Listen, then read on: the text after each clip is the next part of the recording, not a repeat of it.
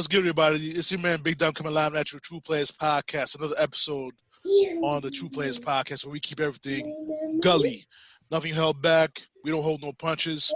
I got my co-host. You heard about JoeyG. Been on a few episodes of my podcast. I also got a special co-host, also Haneef, live at you from Connecticut. You know what I'm saying? Joe, let them know what you do. What up? This is man JoeyG out here in Atlanta, Georgia. Just excited to get this podcast going. Been like 2 days. I've been amped about this. A lot of different point of views, a lot of perspectives that need to be filled. Ready to get into it. Haneef. Yo, so this is Haneef. I'm here up in Connecticut. Here I sit here, do a lot of things with music, community, teaching and playing, and these topics are things that are a part of what I do every day and how I express myself musically. So I'm excited to get at this with you guys. Definitely. We thank you guys for coming on the show. Definitely. We're going to talk about two topics on the podcast here. We're going to talk about one, Pantaleo losing his job. And we're going to talk about Jay-Z joining with the NFL for the entertainment part of the Super Bowl and all that things and what people have been saying about it. My thing is about the Pantaleo firing, in my opinion. But first, we go speak about the police officers. Police officers have a very tough job. They go on there, they risk their lives every day in hopes that they can go back home to their family. We're not disputing that at all. But the thing that we and myself, Joey, and Haneef are going to speak about is the approach, how they approach people who are not of your ilk, pigmentation, how to create better relationships amongst each other to avoid incidents like Eric Garner, to avoid incidents like Tamir Rice and Michael Brown. And so, I want to hear what JoeyG and Haneef want to say and about this situation. We go from there. So who wants to go first? Haneef, you want to take the lead? Sure, yeah, I'll go first. I grew up in New York. And just like the two of you, we've known each other since we was like kids. Yeah. And one thing that I also grew up under is I grew up with family in the NYPD. Mm-hmm. I grew up with my uncle, my dad, my mom was a cop. And one thing that always struck me about their time in the NYPD was that it was always about, before drawing the gun, it was always about let's try to pacify the situation with words.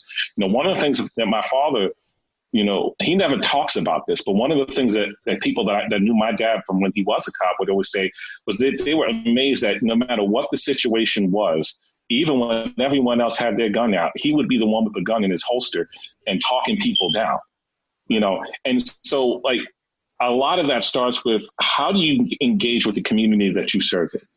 If the only engagement you have is from the barrel of a gun, then of course the people in the community you serve in are not going to want to deal with you.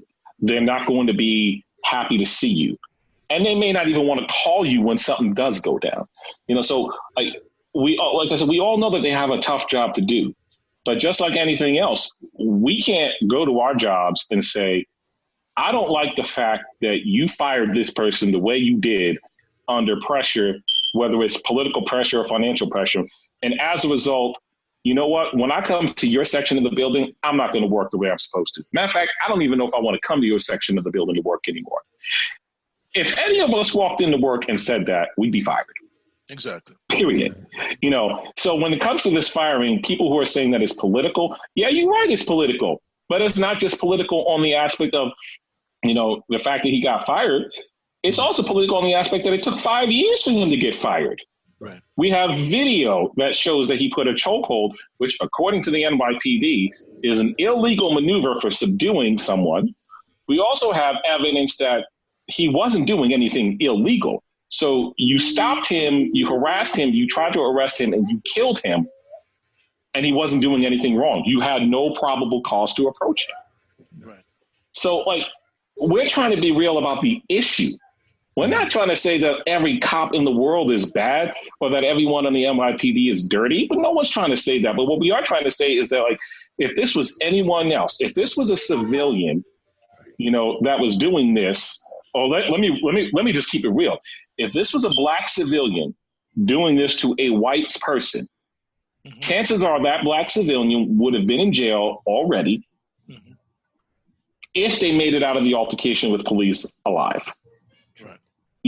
And people who say, no, I'm sick and tired of people playing the race card. It's not about playing the race card. It's a fact of life. We have countless examples over the last 5 years of what happens when white males have committed acts of domestic terrorism in this country and how they walked away alive. Exactly.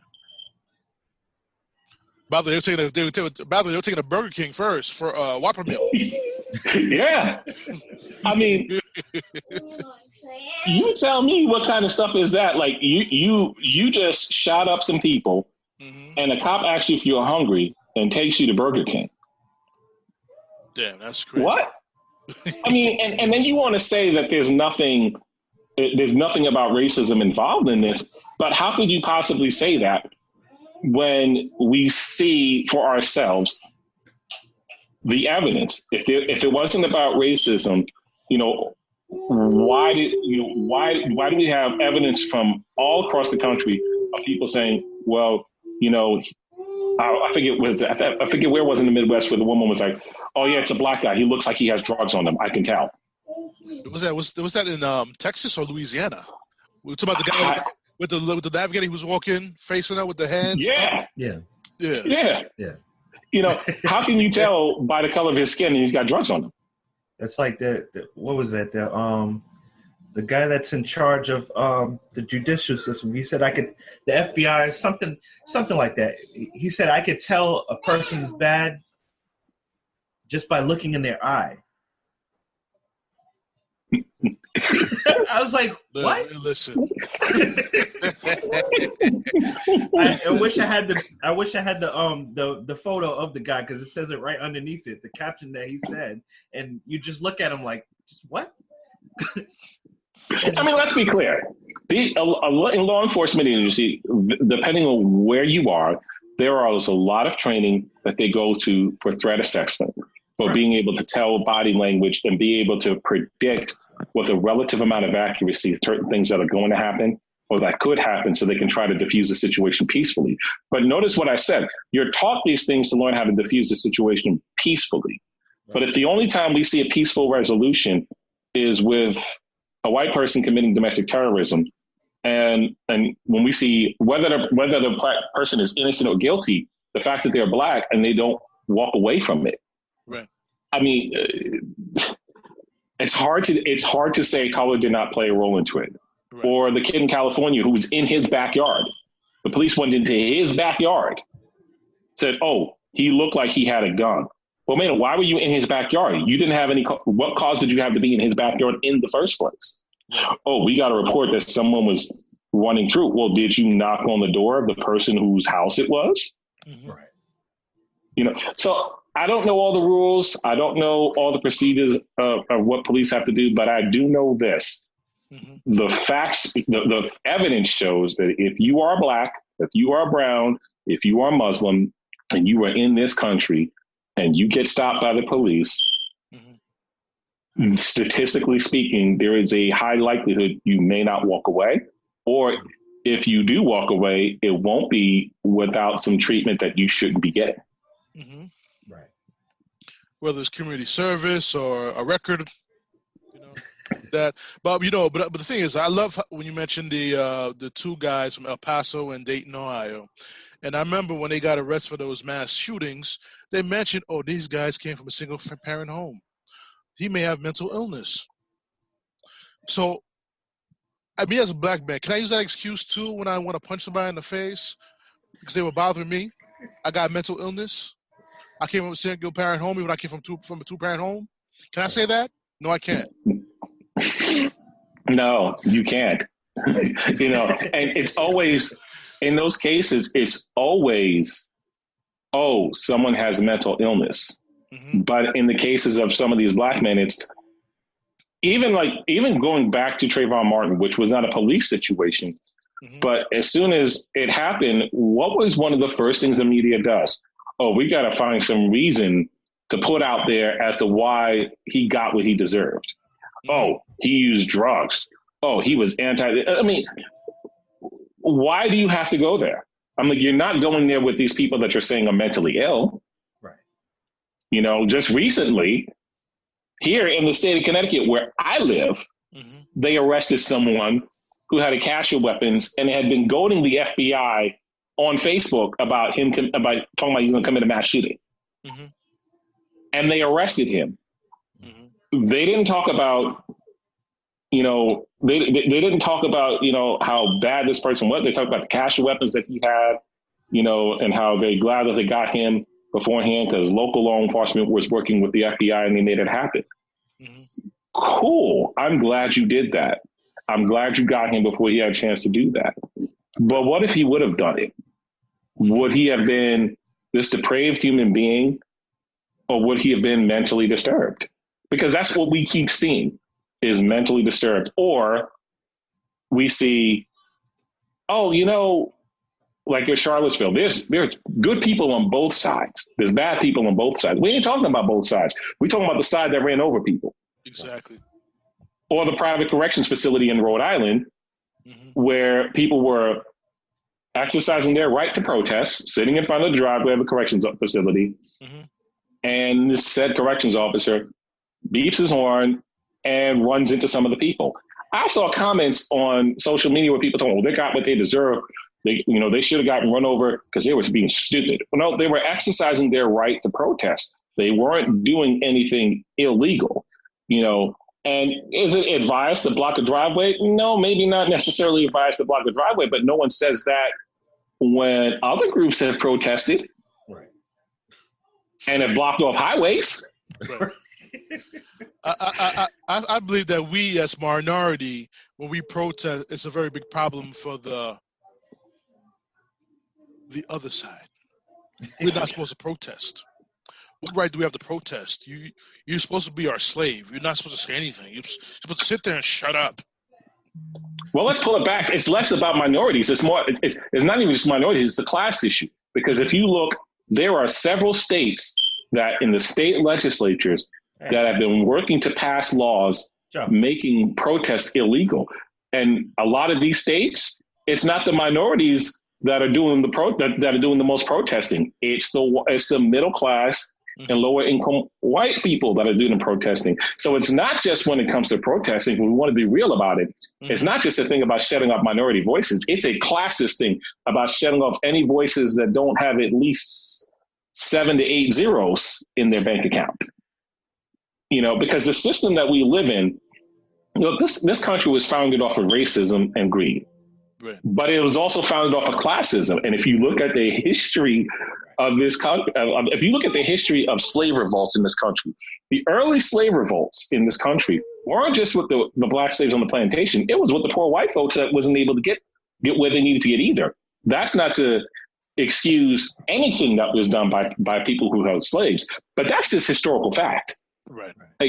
And as soon as some of these people were made overseers, which later turned into the word officer, and became slave police, going out on slave patrols, then all of a sudden, we got a little bit of status. So yeah, we don't need to deal with you anymore because we got a little status. We got a little bit of what we wanted. This is a historical fact. This isn't me making this up.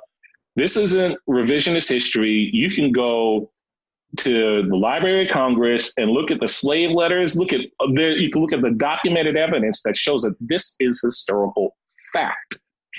That being said, where we live at today, we have the ability as a people, if we choose to work together and start where we live, because the reality of politics, and when it comes to these issues, is your local elections and what goes on in your local and state government is by far more important than what goes on at the federal level. And the reason why I say that is because look at these states that are trying to pass laws against protesting.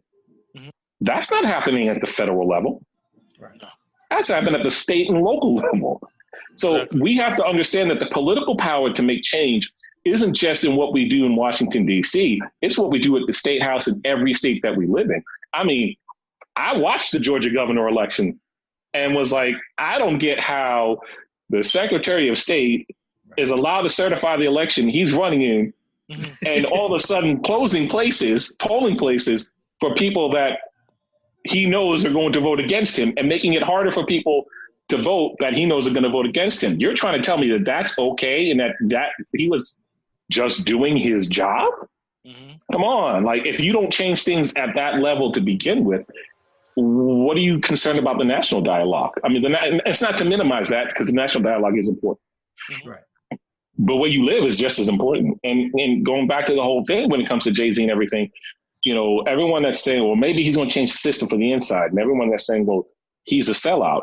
Well, regardless of what your opinion is or whether you have no opinion of it, it all goes down to this. Jay-Z, the police, the NFL, brutality, kneeling. What are you doing where you live? And if the answer is nothing, or if the answer is I can't do anything, I don't have enough power, well, you're right where someone wants you to be. Exactly. But nothing. We're going to switch off, because ever since this decision came in regards to Pantaleo, you had the PBA president going on saying, oh, whatever you guys do, they call 911, call your supervisor before you do anything. This PBA president, Lynch, is creating a hostile environment between the police department and the minority community. And that, when you're in that position, when you have that power, you can't foster that thinking just because one of your guys who did something wrong, yeah, he got fired 5 years after the fact. We all get that, but you can't give that message to your police department at the climate the community is right now. That's my opinion. No. And my question is, why weren't you protecting those police officers that decided to out some of the illegal things that were going on within the police department since you're the PBA president? Where were you for them? Why weren't you talking to their supervisors of their police and saying, do not treat them adversely for doing what they were legally obligated to do? True. You wasn't there for that. No, sure and not only is he committing a division between the minority community and the police, but he's also creating division between the mayor of New York and the police. And ultimately, the police report to the commissioner, who reports to the mayor. Yeah. Right. You know, and you're creating political division at a time in which the city of New York doesn't need that. Right. Doesn't need that. And my thing too, we're going to go back to when Eric Garner was actually killed during that situation where the story was he was selling illegal Lucy's.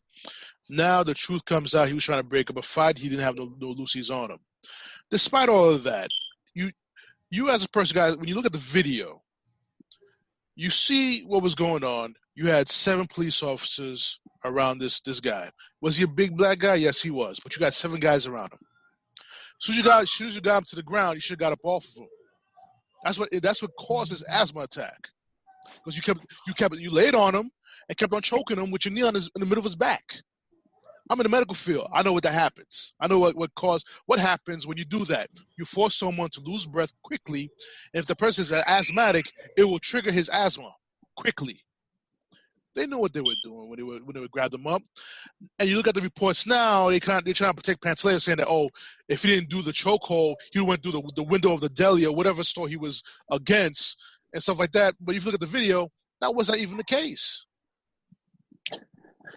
I mean, if you look at the video and you look at what they said in the first place, they had no reason to stop him to begin with. If they would have just won along their day, Pantaleo would still have a job. Eric Garner would still be alive if they didn't decide to racially profile a black man.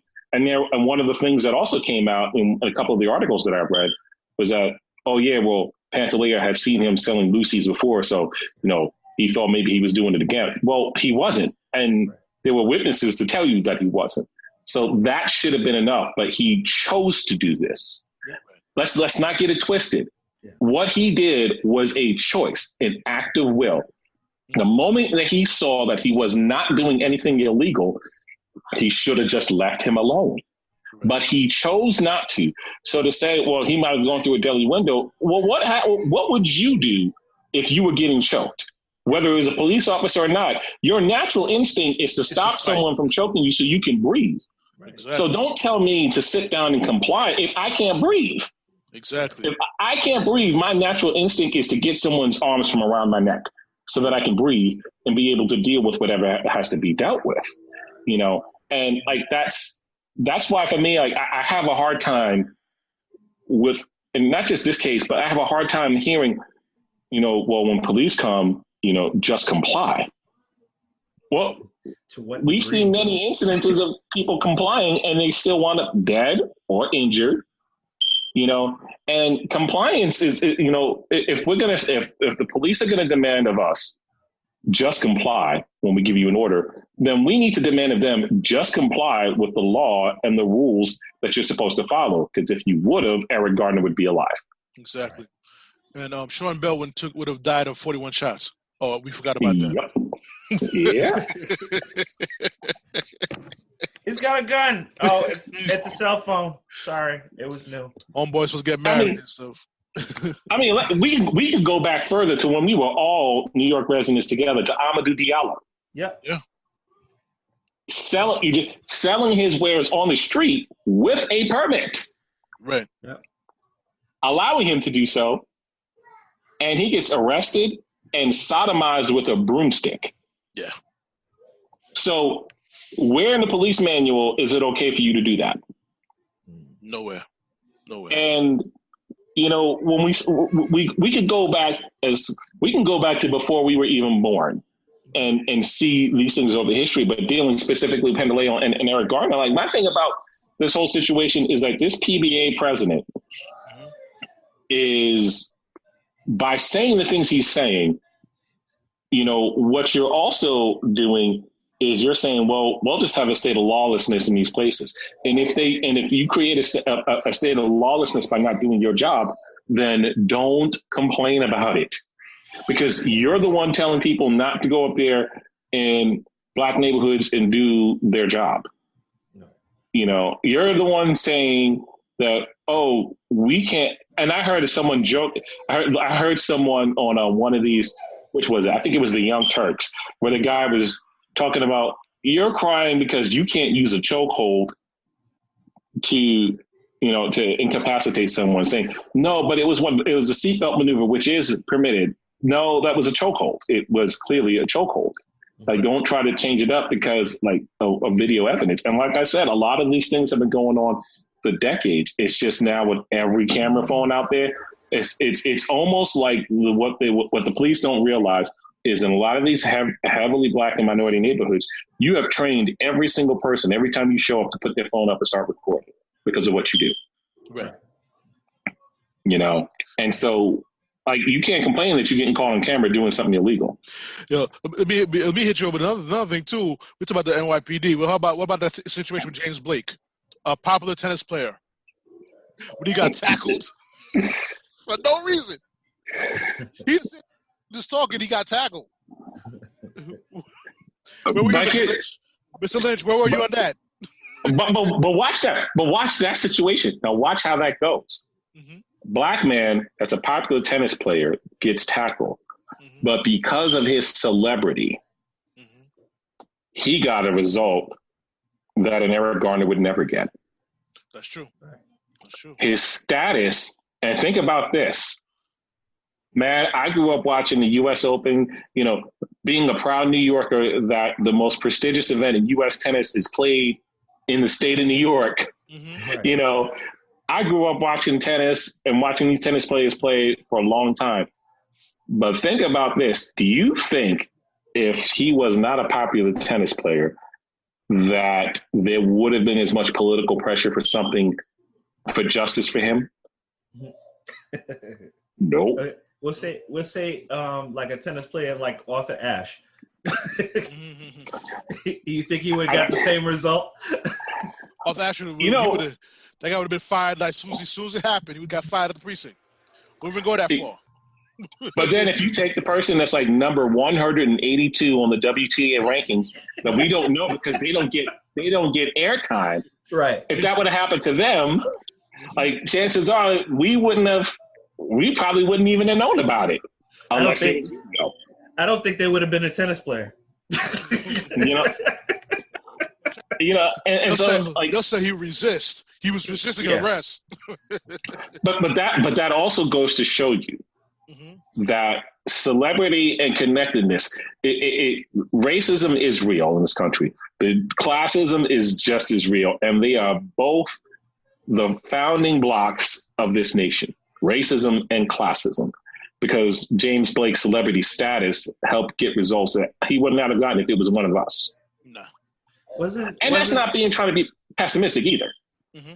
Wasn't that same dynamic the premise for the Communist Manifesto? I don't know. That's a good question. Classism and socialism. Well, see, classism and socialism are two different things. Because if you really study communism as Marx intended, so like every time someone hears Marxism and communism, they're taught to think of these buzzwords like our Cold War Russia and how evil communism is. But the principles of Marxism, if you really look at it, right, is that if I have a Benz, everyone has a Benz. Right. If I have a 5-bedroom house, everyone has a 5-bedroom house. Everything has everything in common so that no one is ever lacking. Cuba. So true communism, as it was originally designed, was designed to make sure that no one ever lacks anything. Right. In a capitalist society, that's impossible. Right. Because capitalism thrives on the haves and the have-nots. Right. I mean, look at the Walton family that owns Walmart. I mean, each and every single one of them are multi-billionaires, and some of them only own 15% share of Walmart, and they're still billionaires. Right. You know, when they want something where they live, they have the money to buy influence. Classism. In a communist society, you would never be able to do that. Right. And when we talk about socialism, which let's talk about that for a minute, since you mentioned that. When we talk about socialism and we talk about how politicians talk about how evil socialism is and how we talk about that in the election, I mean, like the top 1% in this country, they benefit from socialism. Yes. Congress is benefiting from socialism. Right. Social Security is a form of socialism. Socialism doesn't say, you know, if you don't work, you can sit on your butt all day and that's what it is. Socialism says there's certain things we should all have as an inalienable human right. And there's certain programs that some of the richest folks, like, I mean, you pay Amazon paid no federal taxes. That's not capitalism. That's not democracy. That's from socialism. That's from a socialism-based program. So, like, socialism is real. It happens in this nation, and it's not the evil people are trying to make it be. Police officers, unions, they all benefit from various degrees of socialism. Mm-hmm. So, like, all these issues we're talking about are touched by this one issue that we keep getting told is evil and won't work for our nation. But pay attention to who's saying it and what they have to lose by it happening. Right. Exactly. Because it always goes back to follow the money. Right. It does.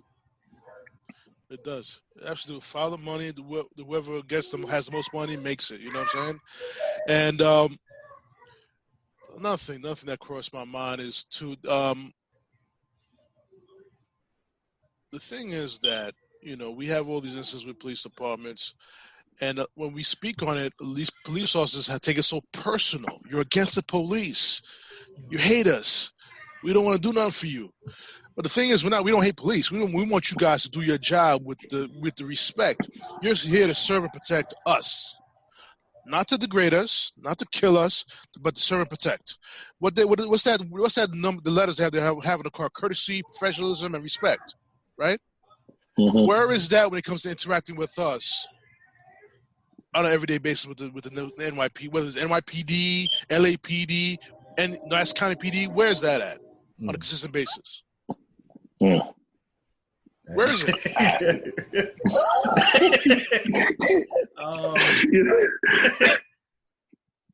Yeah. But yet, this idiot Lynch is gonna go on TV and tell his police officers, "Don't go to those neighborhoods because guess what? They won't be able to let us do our job." So what is your job that you're trying to do? Kill all black people, or you trying to sort of protect the community? See, and that's where you have to ask the question. Is like, every time someone speaks out, oh, you're against the police? No. What I am against is I'm against police that do illegal things. I'm against police that say that because of the color of my skin, I deserve extra scrutiny. I have never done anything to put me in jail. I don't have a record. I pay my taxes. I go to work. I'm raising my child. The color of my skin should not be the determinant as to whether I am a threat or not. You know, and we're asking, when we say some of the things we're saying, treat us like human beings, follow your procedure. And if I've done something wrong, illegal, that you're supposed to come at me for, then you got to come at me based off of what the law tells you to do. Exactly. But not based off of the fact that you have a badge and you feel that gives you unlimited power to do whatever you want, however you want it and when you want it. Because that's not what that badge is supposed to be for. You know, that badge is supposed to be a symbol of the authority that you're given under the law to protect and serve the people who pay taxes that pay your salary. Exactly. You keep raising them up too to pay your salary too. Yeah. Your PBA is getting paid by my taxes. Oh, wait a second. Your commission's being paid by my taxes. Oh yeah. Sergeants are getting paid by my taxes. But you want to kill me. Stop killing me so you can make more money. Hello? But it goes back to the foundation of our nation. Until we as a nation are willing to come, love it. True Place Podcast. We keep it gully up in this place. We got kids interrupt our podcast and everything. I mean, until we as a nation are willing to come out and say, look, this slavery really did happen. Slave police really did happen. We really did treat Black people the way we did.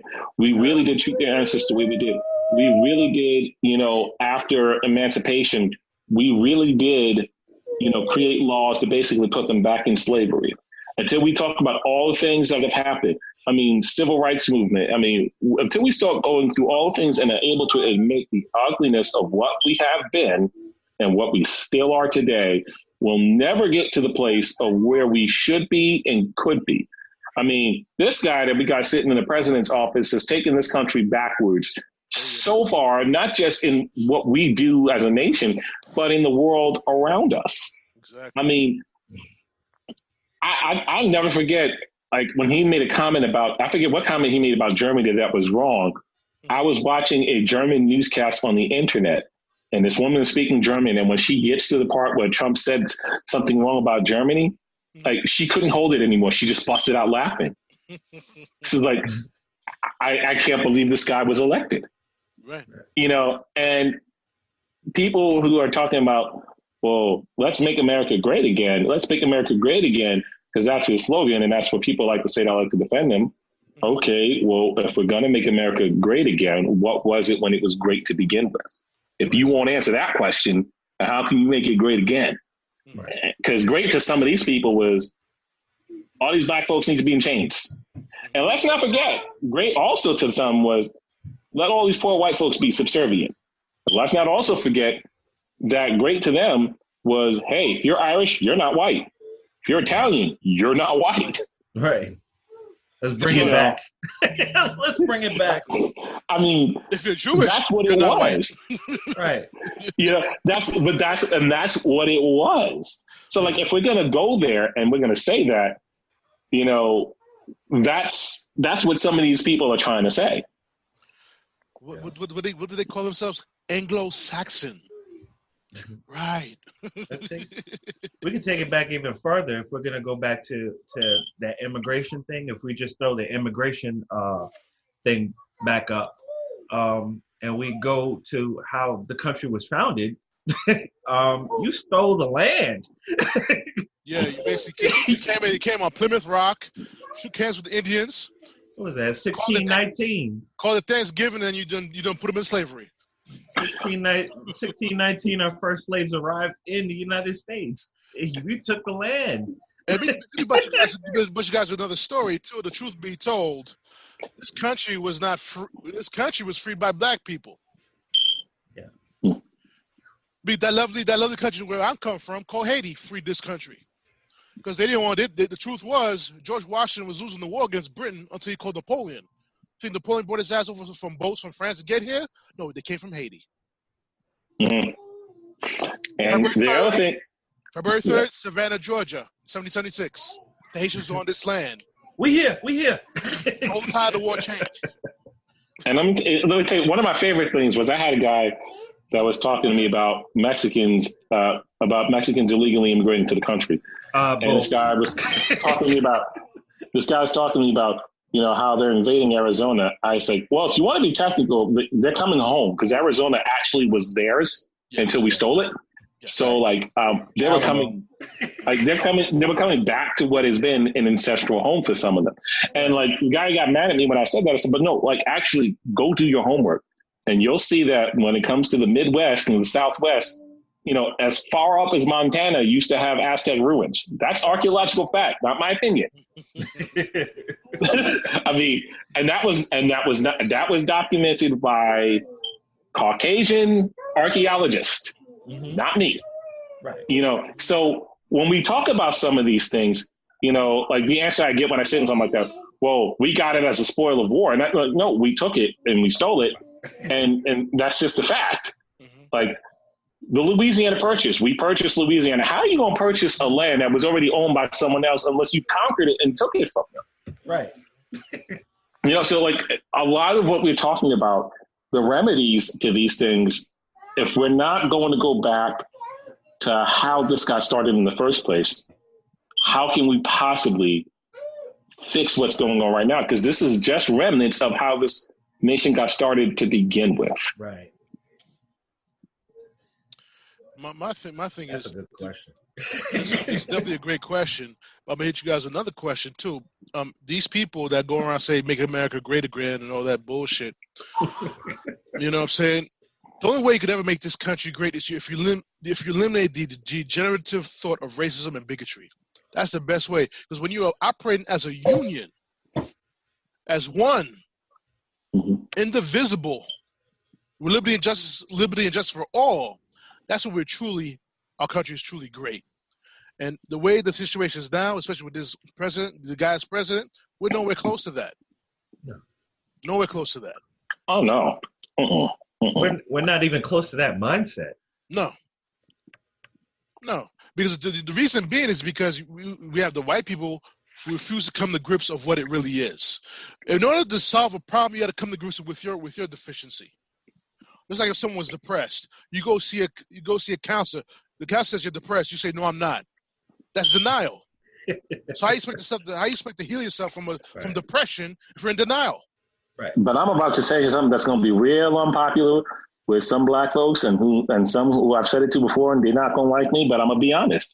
The problem is also you don't want to get together in your own community and work. Let me tell you one thing that amazes me about certain communities within the Latino countries. Okay. I've seen Mexicans and Salvadorians go at each other's throats. I've seen Costa Ricans and Hondurans go at each other's throats. I've seen Dominicans and Puerto Ricans go at each other's throats. But if anyone from outside of the Latino culture comes against any one of them, the entire Latino culture comes straight out at them. And it's like, wait a minute, y'all can unite when it comes time for the Latino culture as a whole. If we're not, once again, going back to the neighborhood, there's a brother in Springfield, Mass., which is not far from me, named Daryl Moss. And I'm going to shout him out because he does a lot of good work. He started organizations and businesses. He's not just about the talk. He's about how do we empower our community to take back our community and produce the values that that can only come from our community, while at the same time changing the mindset of some in our community that don't see that it's important for us to band together. Economic empowerment is real. The reason why certain things don't happen the way they happen is because some of us want to gratify ourselves right now. I saw an article, it was a couple of days ago, about 7 or 8 young black men decided they wanted to buy some property. None of them are rich, middle-class people. These 7 to 8 men saved $50 a week for 2 years, then bought a property. Yeah. And they're now empowering the community and teaching people how to own property, how to become landowners, how to do things. If we're not willing to come together for that, go to Jay-Z. Jay-Z is doing all this stuff. He's making billions of dollars. The people that are in his circle, they're learning, they're growing. Cool. But if the people outside of the circle don't learn how to do some things too, and it's got to be a willingness, because some people are just not willing. And that's not just a racial thing. That's a human thing. There's some people that if it's not handed to them, they don't want it. Right. And that's pointed to every ethnic group. Yeah. But if we are not willing to get together and say, all right, what can we do to work together so that we're all debt free, that we're all owning businesses, we're all coming together. Like, there are solutions. Like, when you talk about these taxing and things that have happened in small, there's solutions out there. There's knowledge out there. But if we won't do this for ourselves, like, we forget about Black Wall Street until someone posts an article about it. Right. Mm-hmm. And what is amazing about Black Wall Street that we don't talk about Black Wall Street is that, think about this, in this small area, Central Park, the dollar bill circulated almost 200 times before it left. Right. Because they owned everything. Mm-hmm. They owned the school. They owned the doctors. They were the hospital. They owned everything, and they circulated the dollar within their community before they left. Now, I understand when you don't have money and Walmart can get you what you need cheaply, you do what you got to do. Mm-hmm. But if you got a local business and it costs a few dollars more, and you don't want to support that local business, you can't complain about the collapse of the local business. No. Right. And in our communities, one of the reasons why certain things are the way they are in some of our communities is the lack of unity to get together for the benefit of all. Right. It's like, if I can't get none, then nobody ain't getting none. That's the wrong mentality. Or me first. Or me first mentality. Yeah. It's let's all work to get something. It doesn't matter if we're all in this together. It doesn't matter who gets it first. As long as we're in it together, everyone is going to get what they need. Right. Can you remember back in the day in Uniondale when it was safe to go outside and if something happened? I know on my block, mm-hmm. all the kids in my block, there was specifically all the kids that were, in the minority section of my block. Yeah, there were certain houses that were neighborhood parent houses. And when them lights went on, you can go in something, kids would walk in my house, look at my mom, say, hey, Mom, can I stay over here for a little while longer? Can I just call my parents and stay over here a little while longer?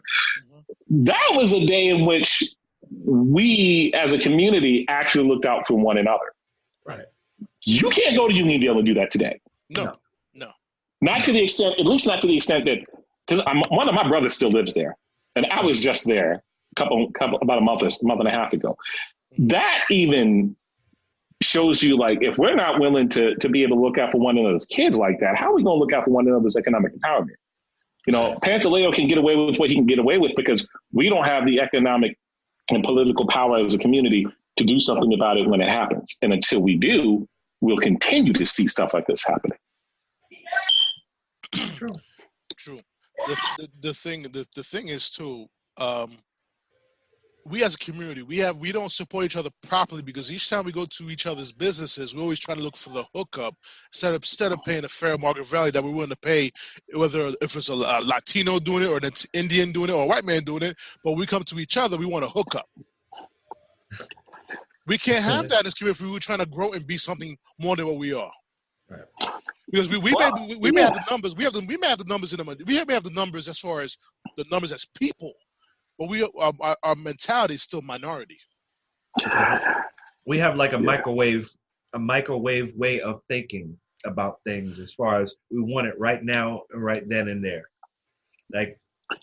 Any type of change that we feel like we want to make happen, we want it to happen now, not later. I don't see it down the road. I want it to happen right now. And then I was at the barbershop. I go to the barbershop at Uniondale, Distinguished Cuts. Shout out to my barber, Greg. But the thing is, too, that one dude would say, oh, we can't do that. We can't come together because, it's just not going to work. We all came, although everyone else in the barbershop said, why don't we just start it here first? Start small and grow. Mm-hmm. Right. Mm-hmm. This is grab back people ain't gonna jump on. Listen, someone has to set the example, right, for it to fly. Right. You gotta crawl before you walk. You gotta walk before you run. Right. Let me tell you something. Mm-hmm. I had a really interesting, I'm a professional musician.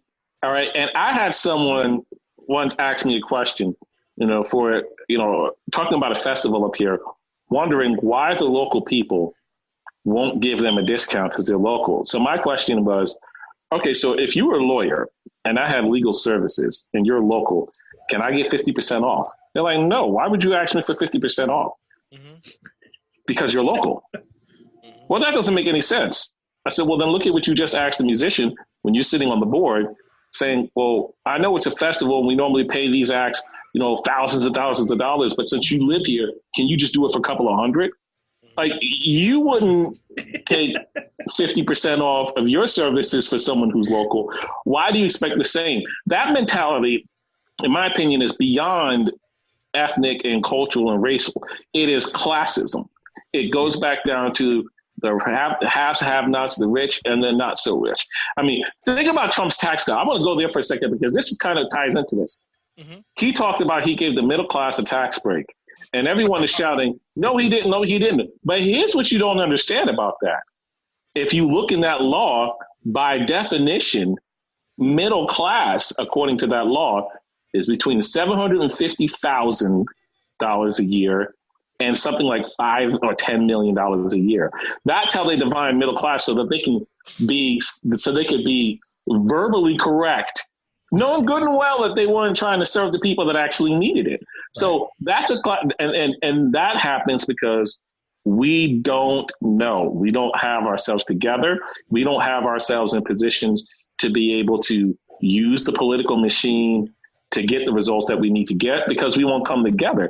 And if someone says, well, we can't come together, then, you've already excluded yourself from the possibility of economic empowerment, of political empowerment in a way that's meaningful to your community. It's like you're saying, well, we can't do that because I can't see a way. Well, you don't have to see the way. If someone else sees the way and you have the ability to put some action to that way, then do that. True. Like it doesn't need, we talked about the all about me, but it's also like so many people value spotlight and I got to be the one in charge. Why you got to be the one in charge? Listen,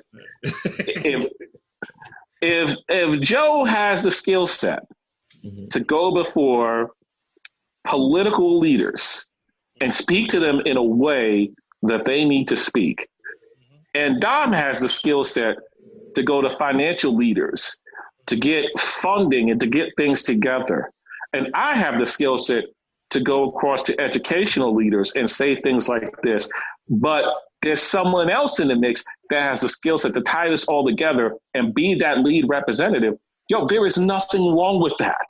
Because at the end of the day, the goal is still the same. It should never matter who's fronting the goal. It should be about the goal. And this is where, while I don't really care about the Jay-Z move, what he's done, because that's not my business, this is why, as an observer, I'm going to be curious to see what happens. Because no one truly knows whether this is all about money or all about something else. Right. No one truly knows whether, this is about me, making more money so I could, instead of just having $1 billion, I have $2 billion, or whether it's about, really trying to effectuate change. But at the end of the day, I'm still going to maintain, if you're not doing nothing where you live, what's the point of commenting about it? Exactly. There's somebody here in the Connecticut area that I know that started a business, and part of one of the aspects of his business is teaching people how to start their own businesses so they can become financially set. Mm-hmm. Okay. He's been one of the very big critics that's been vocal against Jay-Z and his move. But my thing is, all right, if you're about community economic empowerment and you know that many of the people that want to take your course can afford your course, where's the scholarships for those people that can't afford it but want to learn? Sure. If it's really about community economic empowerment, no one's saying you can't make your money. No one's saying that people who have knowledge has to give everything away for free. No one's saying all that. But if you really about it, what are you doing there? Because I know for a fact that Jay-Z has paid legal fees for people. I know for a fact that LeBron James has sent kids to college. Right. I know for a fact that a lot of these people that, people want to be critical when they take certain stances have put their money where their mouth is. And a lot of the times it's in things we'll never know and never see. True. So, like, if we're going to be the pundit online, if we're going to be the bold keyboard warrior to criticize, like, what are we doing to sit there and actually do something to make it better? True. What I call those people either Twitter fingers or hater fingers, because you know what it is? Twitter fingers. Because I get, I mean, am I a big fan of Jay-Z? Yes and no. Certain things he does spiritually bothers me, but, as a businessman, he's my straight business. He's doing what he's supposed to do. He did everything he said he was supposed to do, that he was going to do. You can't be mad at him for that. But I like how he's trying to get himself into the NFL. Part of his hustle is for him is to try to become a owner of a team. When has the NFL ever have a black owner in the NFL? Yeah, but there's an article today that said that ain't happening. Mm-hmm. The owners are like, yeah, that that ain't happening. We'll see. Right. I mean, we'll see. Mm-hmm. But either way, whether you are for what he did, whether you're against what he did, if you're going to spend hours talking about this because you posted and you responded to the response, you're going to spend that much time doing something, talking about it online. Right. Like, my thing is, what are you doing where you live? Where are you? And I'm going to keep saying it because it's important. I found out in my son's school district a couple of years ago, they did it and they still do it. And a lot of parents don't know because a lot of parents, some don't have the time to get involved and some just don't know because they don't get involved. But in his school, they did a racial sensitivity training. And when they caught, this was at an elementary school a few years ago. And when they caught teachers disciplining kids based off of preconceived bias or outright bias, they made those teachers take 2 days off to go to this training. Mm-hmm. They did an entire study on disciplinary practices by race because they were tired of seeing this disproportionate thing and looking at some of the kids that were being referred and like, but these aren't bad kids. Why do they keep getting referred? I would have never have known that the school district was doing something like that had I not been in his school. Like, what's going on with this? Right. And everyone doesn't have the schedule flexibility that I do. I get that. But it doesn't take a lot to take a phone call. Say, hey, doesn't take a lot to try to make an hour available to find out what's going on. If you can't be there directly, find a way to lend your support. If you're not someone that can spearhead something, find something that you can do to contribute to the solution instead of talking about the problem all the time.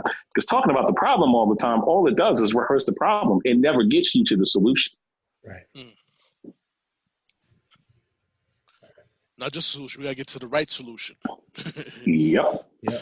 So, no. So, how do you feel about Jay-Z saying that about Kaepernick? We need to get past the kneeling part. How do you guys feel about that? This is the part where when I heard that, I had to laugh because when I hear something like that, it's like you are trying to solidify your deal. Right. Yes. And you're saying all the things that need to be said to keep that deal solidified. Right. Personally, that's him being about his business. But to say we got to get past kneeling, tell that to the NFL players that are seeing stuff, that they're seeing in the league and stuff they're seeing outside of the league. Like, one of the most outspoken critics of Jay-Z in the league for this issue is a guy who sits there in Miami and has a foundation where he not only works with police, goes on ride-alongs with police, goes into the school system. So like some of these people that are criticizing, they're not just kneeling and using the platform to say something. They're saying something and they're doing something. So to say what we're past kneeling when we still have these same issues, I mean, no, I can't agree with that kind of a statement. I'll tell you. Froze. You kind of froze. I tell you what, if we're past kneeling, then Robert Kraft needs to be in jail. True. Because he got busted in that ring. If we're past kneeling, then we need to see some of the New England Patriots Super Bowl wins be put in question. If we're past kneeling, I have to throw that in there. If we're past kneeling, then we need to see some things that we're not seeing both on the field and off the field from these NFL owners. But just to make a light note, I got no problems with Robert Kraft want to get a happy tug. I got no problems with that. Let's go where they have a happy tug. Let them have a happy tug.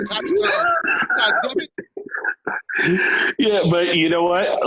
Let that have been. But at the same time, let's bring it back to something that was said earlier. Yeah. Let Robert Kraft have been a black man on an NFL team and got one and got busted. He's out of the league. Out of the league. Yeah. He would have been in a league of his own. Yeah, it would have been like cell block A, call number 126-543-5. You know, see, but look at that. Like, even though we can joke about Robert Kraft, but let's flip it and put that as a black owner, and he would not be still sitting in the skybox with access to the president of the United States. No, that wouldn't happen. Never happened. Never happened. You know, I go through this. You know, I'm in the healthcare field and stuff. I go through that in the healthcare field too, between how black folks got to work harder than the white folks. You know, whether they're nurses, doctors, or freaking regular nursing aides and stuff like that. They don't work as hard as black folks, and black folks get fired for less shit. I've seen it happen in my own place of employment, where one nurse who was black just like us, who was the only nurse in the ER who could deliver a baby, got fired over some bullshit. Wow. She was one of the best nurses in the ER. Got fired for one little bullshit. They fired her. But the nurse of the white ilk did the same exact shit. They kept their job. They even get suspended. They kept their job. Still in the ER, sitting there while the nurse is crying that they're in pain. I'll get to it while they're on Zappos trying to shop for shoes. You feel me? I've been through it. You know, my mother's death was because of pure negligence. Pure negligence and bias. By a hospital because she was 81 years old, black, and the cover-up was pre-existing conditions. Now, my mother walked into the hospital at 81 years old with back pain. Anyone with common sense would say that she would walk right back out. But that was not the case. But now we're trying to pursue litigation. Well, you know, it's going to be a tough case because, you know, she didn't have pre-existing conditions. You know your mother's in poor health, right? I said, mofo, you guys couldn't even tell a stroke from a kidney failure. And that's the basis of how she died. What led up to it. Right. You know what I'm saying? I'm telling you, as a fellow healthcare provider, healthcare in the same game as you, that's my mother. I'm telling you, maybe you should need to do a CAT scan because her mental status changed. Oh no, we don't think we should do that. We think it's kidney failure, so we're gonna hurry up and put her on dialysis to clear out the contrast, and she'll be okay. But I get a call the next day at 10:45 in the morning telling me, seeking my consent to consent for a CAT scan and an MRI on her brain because she was exhibiting. I told this doctor she had a stroke yesterday, and when I told you guys to do the CAT scan, you didn't do shit about it. Because if it was a white person, they'll be on it quick. Yeah. Stab a finger because I said it. It goes back to what Haneef was saying earlier, though. Yeah. That's classism. That was a classism situation right there too. Because if you were black with $50 million, and they knew you had $50 million, they would have did everything you said. You know, and like this is one thing that like we have to be very careful of.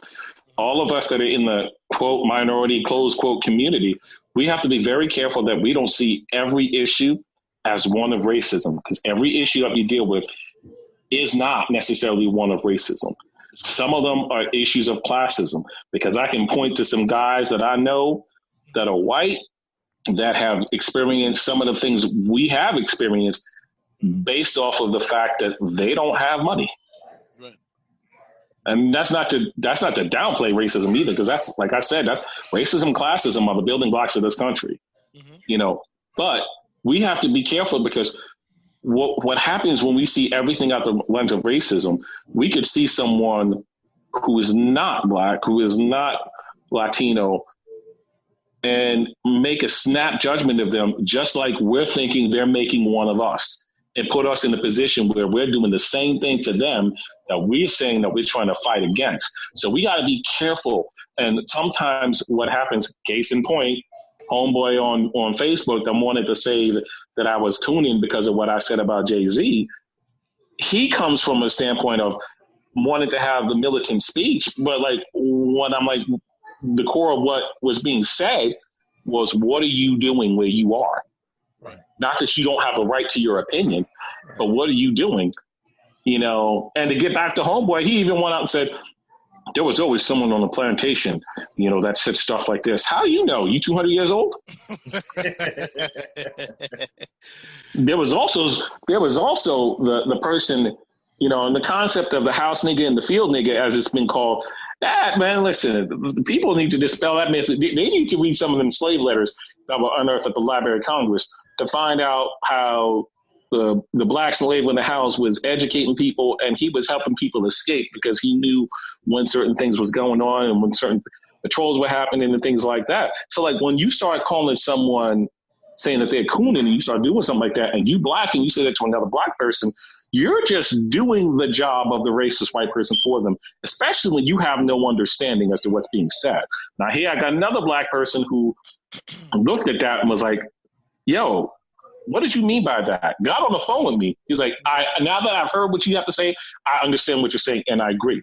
We don't want to get to an understanding sometimes. And that's just not even just amongst ourselves, but with people in general. We just want to have the right to judge, say what we got to say, have our judgment and weighting be true, and that's that. We don't always want to take the time to get an understanding and say, well, what did you mean by that? That's why I call them keyboard warriors, because a lot of these people that say some of this stuff, they would never say it to your face. No. And I teach my son just like I teach my students. I try to tell them, listen, the best way to live, whether it's online or in person, with anything you have to say, any opinion you have, is if you won't say it to their face, don't say it behind their back. Then you never have to worry about you never have to worry about the rumors when that happens, because you'll hear something and you'll know it's not true, and you don't have to stress about it, because it ain't true. If someone believes it, that's on them. But like, this is an issue that is also foundational to getting together as a community, coming to an understanding. We're three grown men that grew up in the same place, went to the same schools, but had three different experiences. Now we're three grown men that live in three different parts of the country with different family situations, different experiences, but yet everything about these topics hit all three of us, no matter where we live. Right. Exactly. And we haven't seen each other, as you said, in like 20 years.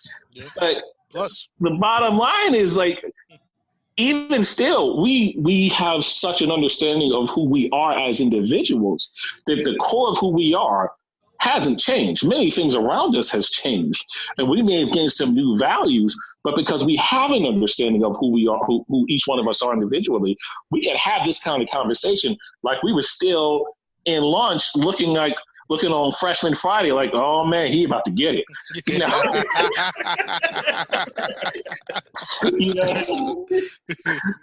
True. That's true, so true. But the thing is that the thinking that we have is that we call each other, we judge the judge, like you said. All the judging each other, we call each other coons, is what keeping us back also. Yeah. Mm-hmm. Once we, as I said, a closed mind is not gonna get fed. Open mind will always get fed. Mm-hmm. You know what I'm saying? Another thing that we miss, because we probably know it from our family upbringing, But I struggled with this because I didn't know my history of my family and where I came from. I didn't know where my father came from. So I didn't really know my roots. In that, you're lost in teetering with everybody's point of view. Like I kind of relate with you. I kind of relate with you a little bit. But once you finally understand your background and where you come from and why you act certain ways, it changes and it opens up a whole new world to you. Right. Yeah. we are on the agreement. Oh, yeah. It's funny because Haneef, what I do is I do on the side, we do financial planning for people. Joe's part of my team and stuff. We try to educate people on making better financial decisions, but through certain vehicles that can help them become in the 5%ers. I was explaining to this guy, he wanted a life insurance policy. He came to me, he's like, I explained to him, listen, you can make money. You could use your life insurance to build a college fund for your child and create income for your retirement, because we all know we don't know what's going to happen with pension or Social Security in the next 20 years when we're about to retire. We don't know what's going to happen to that. We don't know if we're even going to have it. I was explaining to this guy,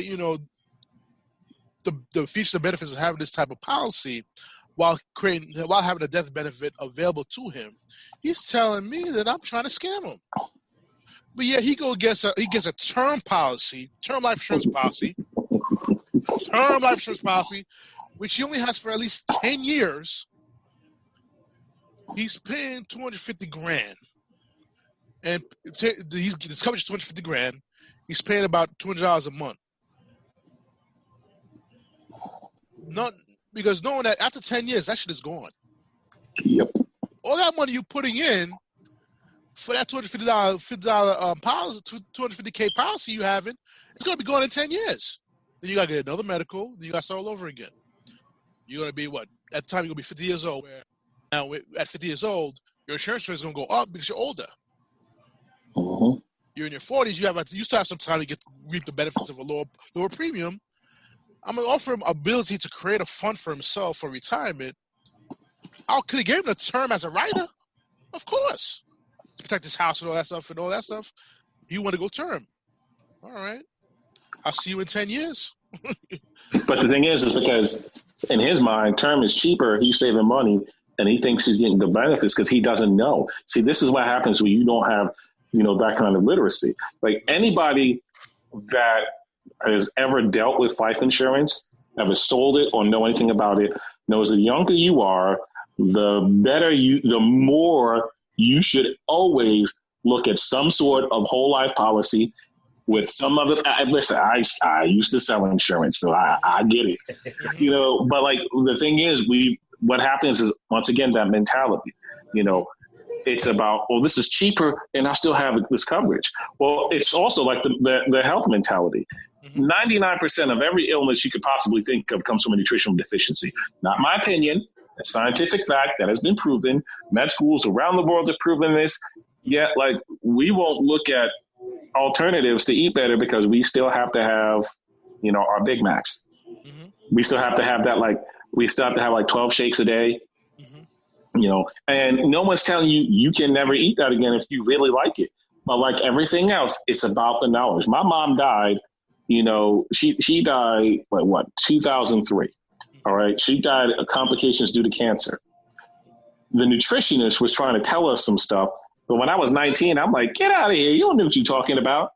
Right. But when I was 27 and I was reading and researching, I'm like, yo, she was right. But when you don't know, you just don't know. And if you're not willing to educate yourself, or if you're not willing to rely on the expertise of someone else, if you're not willing to educate yourself, or if you're not willing to pay for the experience of someone who has the expertise to guide you, you're going to stay stuck. Once again, going back to community empowerment. Okay.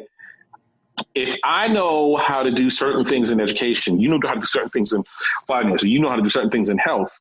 And each one of us has the deficiency that is the expertise of the other. If we all come together and share our expertise with one another, then as a whole, we are a lot better off than we were as an individual.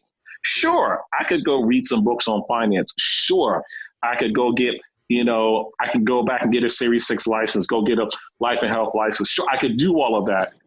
But if you have this information and you know this, and we're willing to come together and figure out how do we work all of this together for a common goal, then we start building economic empowerment, which leads to political clout. Because unfortunately, in this country, political clout is all about the money you can spend. Exactly. When we start building things so that instead of needing to go to Walmart, we see the value of going to that locally owned business by that black man or that black woman and buying from that locally owned business. Because even though the prices may be a little bit more, we now understand the value because we understand how this works. And then we understand when they're sitting there saying, oh, this law has been passed, where it makes health insurance and other stuff, so much harder for me to do. Then someone has another knowledge that says, well, if all 15 local businesses in the town came together under one conglomerate HR group, we could leverage all of our employees as one group to get shared benefits without having to combine it to one business. What? That's possible? I didn't know that. Well, now you do. So what are you willing to do? So it's like the knowledge isn't there. One of my favorite scriptures in the Bible is that my people perish for a lack of knowledge. If you don't know, you can't do. But if you do know and you don't do, the only person you have to blame is yourself. So when it comes to all of the stuff we've been talking about, Pantaleo, Jay-Z, racial issues, social justice, it's like, what are we willing to do with what we know? And if we don't know, what are we willing to do to gain the knowledge so that we can do better? What are we willing to do with our own children? What are we willing to do, not even just with our own children, what are we willing to do when our children are in school? Let me tell you something. The most powerful thing you can do as a man of a minority, status, that's supposed to be a minority. Most powerful thing you can do for your child when they're in school is be present in their school. And it's not just for your child. It's for the child that doesn't have a father. To see a father coming in there and willing to be there. The most powerful thing you can do, to change this tide amongst the next generation is be present where they are when you can. If you could take a day off to go on that field trip and chaperone, do it. If you can volunteer your time to teach, financial empowerment, man, listen, my son's elementary school had a club where they talked about investing, stocks, bonds, and they were teaching them these stuff, and they gave them a folder so that the things that they couldn't understand while they were in fourth grade, when they got older and understood it, they still have the information. Like, these are the kind of things that we have the ability to impact if we're willing to do so. And this is getting our community, and this is an area where our community at some point has to come to. If you got a kid in the school, you got to come to a parent-teacher conference at some point in your child's academic career. Right. And these are these are some of the little things we can do today to start impacting these areas we're talking about, so that when it comes down to a better tomorrow, when we're old and we getting ready to check out of this earth, we can look back and say, you know what? My grandchildren have a much better prospect today than I did, because me and my children were willing to do the work that was necessary. So, you know what? We got social media. Voice your opinions all day long. Say what you want to say all day long. But from this man's opinion, if you're not doing anything about any stuff you're talking, you're wasting time. You're wasting your breath. You're wasting energy that could be spent making what you live better, thus by making our country better. Definitely. All right, guys. I'd like to thank you guys for coming on the show. We're about to wrap it up. It's been a pleasure speaking with you guys. Definitely on the subject of Pantaleo, Jay-Z, as well as economic and social empowerment, as far as us as minorities coming together to make that happen. I hope to touch base with you guys more on another episode about exactly minority empowerment, social improvement as far as the minorities concerned. And I want to thank you, Joey G. As you know, you've been on my show a few times. I want to thank Haneef for coming on my show.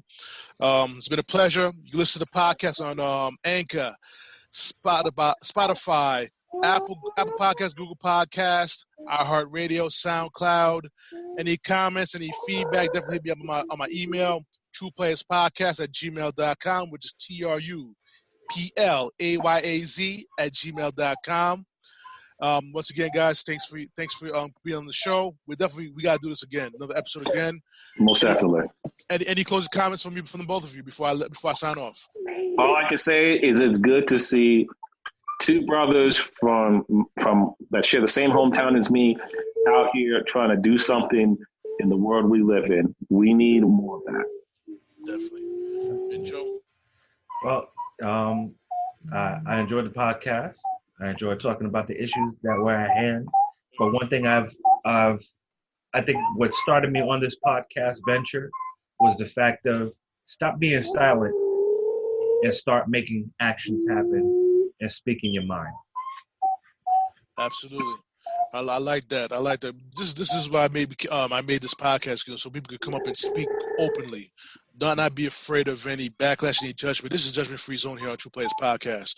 And if you can't be straight up right now, then don't be straight up behind people's backs. And I keep it gully. I told Joey G I've been attacked by this guy called Judson Phillips who called me a spammer. Apparently, I got on his page on Facebook and it was like, listen, I seen you alt-right mover. It's okay though. You can say you call me spammer all you want, but you're not going to stop my movement. My movement is to reach the pinnacle. Not to be like you, to reach the pinnacle, top of the mountain. And on that note, guys, we're going to sign off on this. All right. Peace.